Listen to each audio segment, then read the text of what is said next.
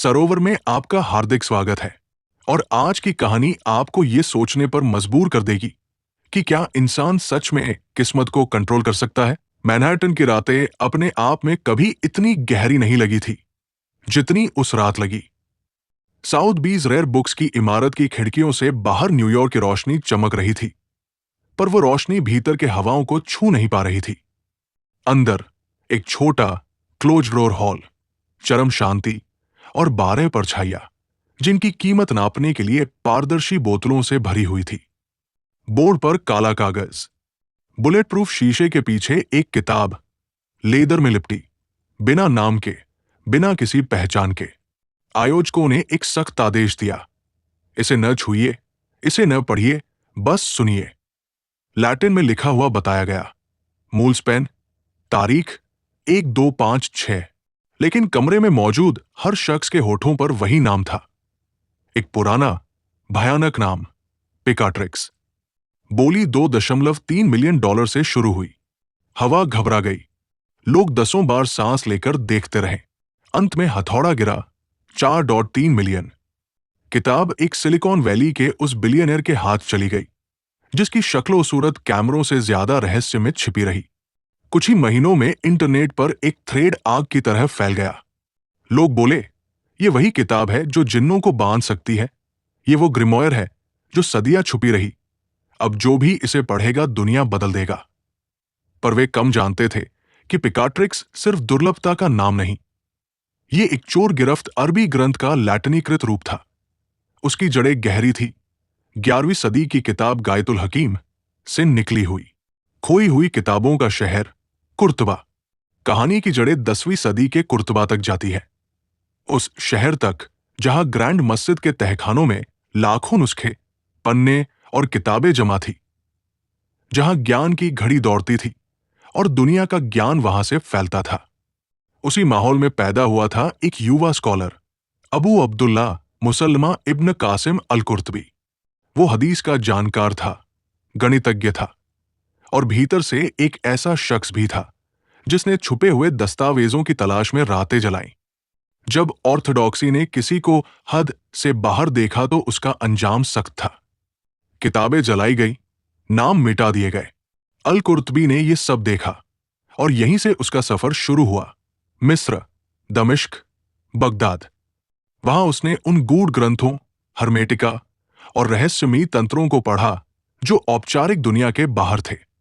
और जब उसने 954 में अपनी पहली किताब प्रकाशित की, रुतबतुल हकीम, तो वो केवल शुरुआत थी। 5 साल बाद 959 में उसका दूसरा ग्रंथ आया, गायतुल हकीम, 4 भागों में बंटी और हर भाग पहले से भी गहरा और खतरनाक। गायतुल हकीम ज्ञान या गिरिमोर। गायतुल हकीम सतह पर दर्शन लगती थी, ग्रहों की भौतिकी, खगोलीय प्रभाव और उनका जीवन पर असर। पर उसके भीतर की तह वैसी नहीं थी जैसी किसी दार्शनिक ग्रंथ में मिलती। किताब ने ग्रहों के रिज और उनकी विभव का ऐसा चित्र पेश किया कि पढ़ने वाला कल्पना कर बैठता, कैसे किसी ग्रह की गति, किसी खास घड़ी में उठी हवा, किसी विशेष वस्तु की मौजूदगी और उस पर नामों का उच्चारण, इन सभी के संगम से दुनिया के बहुत से पहलू बदले जा सकते हैं।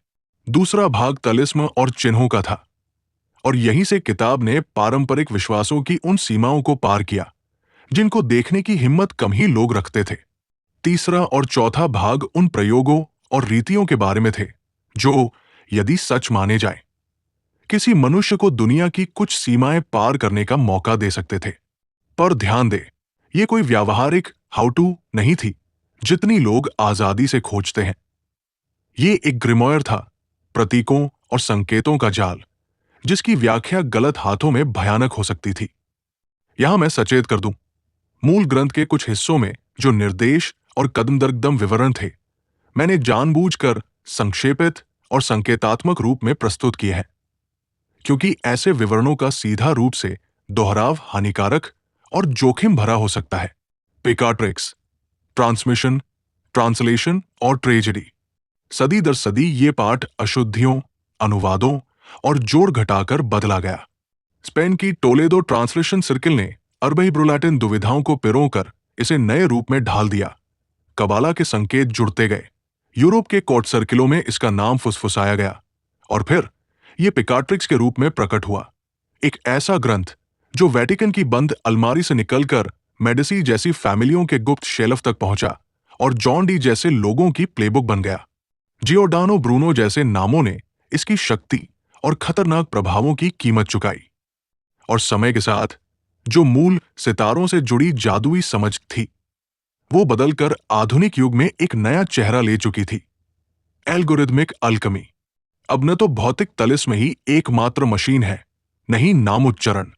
आज के बड़े निवेशक वही करते हैं जो पुरातन पाठों में बताए गए सिद्धांत बताते हैं।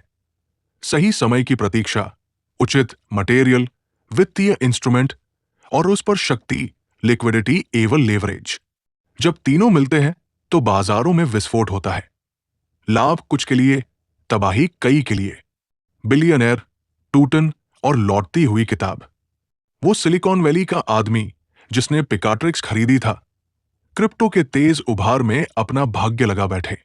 जब बाजार ने पलटा खाया तो उसका साम्राज्य टूट गया।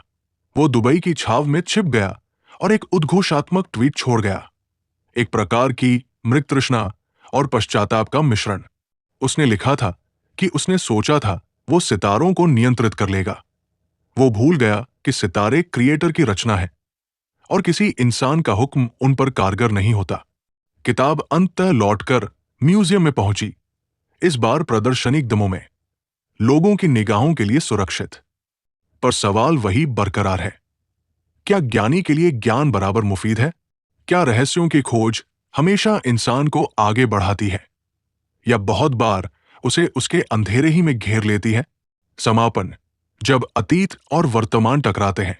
पिकाट्रिक्स की कहानी केवल एक पुरानी किताब की नहीं है, ये शक्ति, लालच, आत्मधोखे और उस रेखा की कहानी है जहां वैज्ञानिक जिज्ञासा और मानवीय मोह एक दूसरे से टकराते हैं।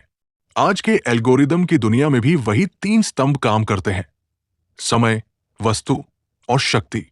फर्क केवल इतना है कि अब हथियार आंकड़ों, अनुबंधों और कोड के रूप में है।